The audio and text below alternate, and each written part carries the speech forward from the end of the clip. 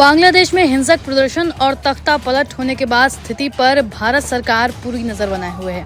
सरकार ने मामले की गंभीरता को देखते हुए कैबिनेट बैठक के साथ सर्वदलीय बैठक भी की, जिसमें विपक्षी नेताओं को बांग्लादेश के इस मामले पर ब्रीफ किया गया। सरकार ने बताया कि अभी बांग्लादेश में 12 से 13 हजार भारतीय हैं। हालांकि देश में स्थिति इतनी भयावह नहीं है कि अपने नागरिकों को वहां से निकालना पड़े। रिपोर्ट्स की माने तो बैठक में केंद्र सरकार ने बताया कि हम बांग्लादेश की हर स्थिति पर कड़ी नजर रख रहे हैं। जो भी स्थिति होगी उसके बारे में विपक्ष को बताया जाएगा। सरकार ने यह भी बताया कि बांग्लादेश से अब तक 8,000 भारतीय स्टूडेंट्स वापस आ गए हैं। बाकी लोगों को निकालने की अभी जरूरत नहीं है। केंद्र सरकार ने कहा कि अभी शेख हसीना पर कोई फैसला नहीं लिया गया है। सरकार द्वारा उठाए गए कदमों से विपक्ष भी संतुष्ट है। जानकारी के मुताबिक सर्वदलीय बैठक में विदेश मंत्री जयशंकर प्रसाद ने सरकार का पक्ष रखा।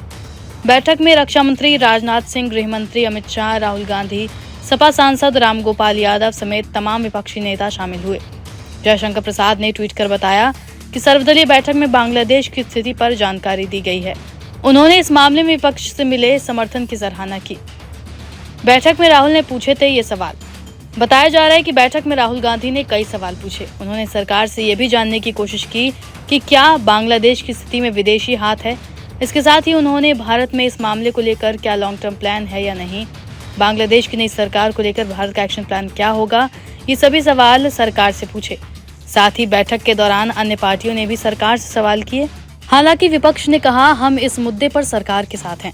आपको बता दें कि बांग्लादेश की सेना प्रमुख वकार उस जमान ने ऐलान किया था कि सेना अब देश की जिम्मेदारी संभालेगी और अंतरिम सरकार का गठन करेगी।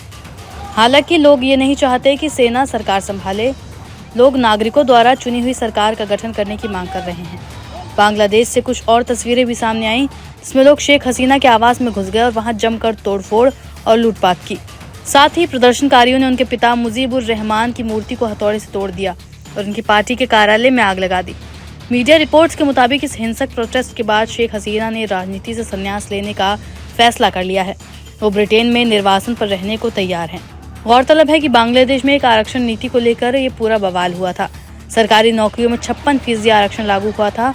इसमें से 30% आरक्षण अकेले 1971 के मुक्ति संग्राम में भाग लेने वाले स्वतंत्रता सेनानियों के बच्चों को मिलता था। इसके अलावा 10% आरक्षण सामाजिक आर्थिक तौर पर पिछड़े जिलों के लिए था और 10% महिलाओं के लिए, जबकि 5% आरक्षण जातिगत अल्पसंख्यक समूहों के लिए और 1% दिव्यांगों के लिए था। छात्रों के उग्र प्रदर्शन के बाद सरकार ने अधिकांश कोटा वापस भी ले लिया, लेकिन जब ज्यादा बवाल बढ़ा तो शेख हसीना ने इस्तीफा भी दे दिया। इसके बाद शेख हसीना ने देश छोड़ दिया और सेना ने तख्ता पलट कर दिया।